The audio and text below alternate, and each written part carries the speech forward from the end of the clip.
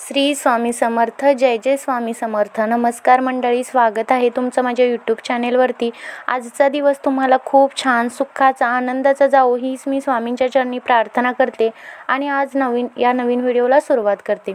तर आज आपण या व्हिडिओमध्ये नवरात्रीमध्ये सर्वांनी घटस्थापना केली असेल. प्रत्येकाच्या घरी घट बसला असेल, कोणाकोणाच्या घरी घटस्थापना होत नाही, म्हणजे घट बसवला जात नाही. नवरात्री फक्त देव बसवतात, घट बसवला जात नाही. पण ज्यांच्या घरी घट बसवतात, म्हणजे ज्यांच्या घरी परंपरा आहे घट बसवण्याची, त्यांच्या घरी म्हणजे कुणाकुणाच्या घरी असं की घटस्थापनाचा घट आहे, त्याचे जे हे आहेत अंकुर आहेत, म्हणजे जे आपण धान्य पेरलेलं असतं ते व्यवस्थित उगवत नाही, अंकुर येत नाही. तर ते अंकुर येणं फार महत्त्वाचं मानलं जाते, ते खूप शुभ मानलं जातं. पण कधी कधी असं होतं की धान्याला अंकुर येत नाही.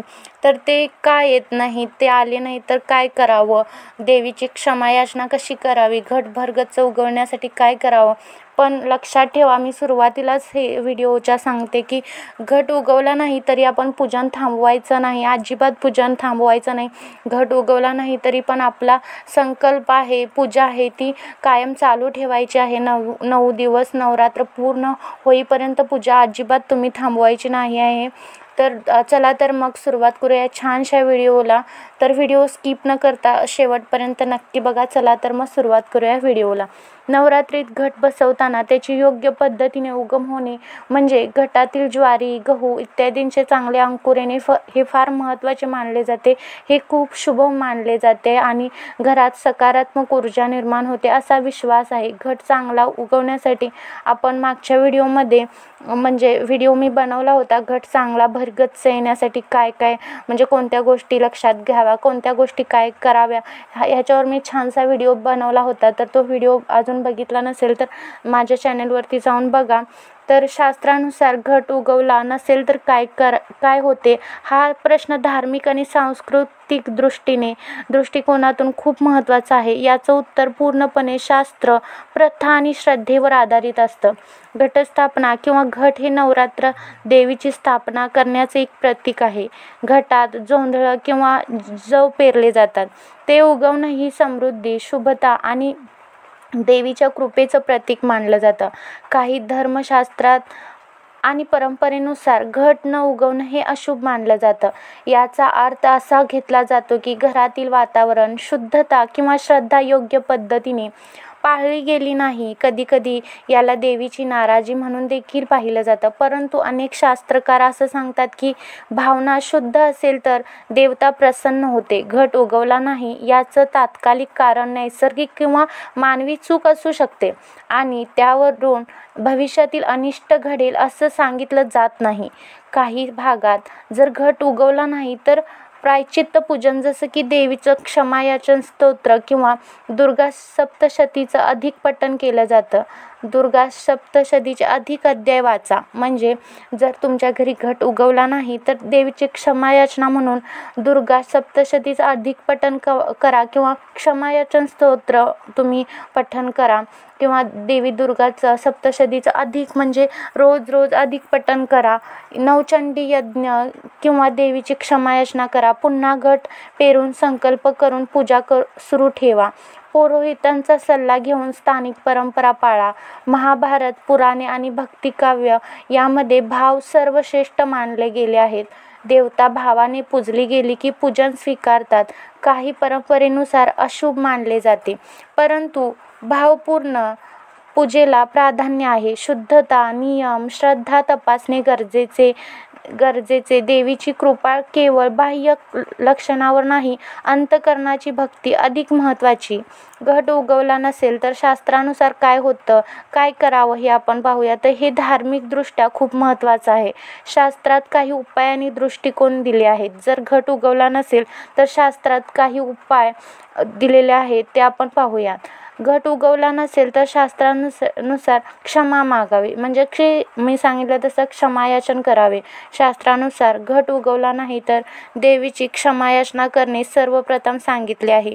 तुम्ही घट उगवला नसेल, जर की धान्याला अंकुर फुटले नसतील किंवा थोडासाच घट उगवला असेल, पूर्ण उगवला नसेल, तर देवीची सर्वप्रथम क्षमायाचना करणे गरजेचे आहे.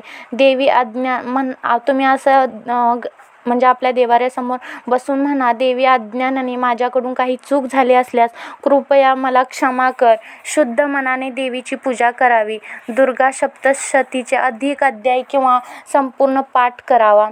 काही ठिकाणी नवचंडी यज्ञ, श्रीसूक्त हवन किंवा ललिता सहस्त्रनाम पठणही केले जाते.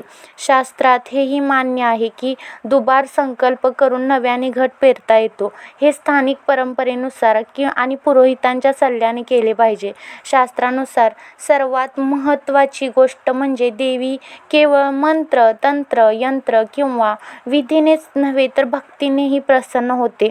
त्यामुळे घट उगवला नाही तरी पूजन थांबवू नका. मी पहिल्यांदाच तुम्हाला व्हिडिओच्या सुरुवातीलाच आपण सांगितलेलं आहे, काहीही झालं तरी तुम्ही नवरात्रीचं पूजन थांबवायचं नाही.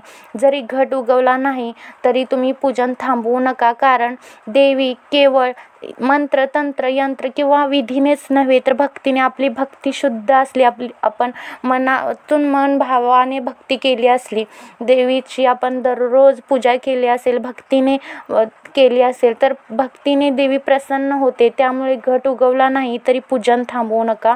भावपूर्वक चालू ठेवा.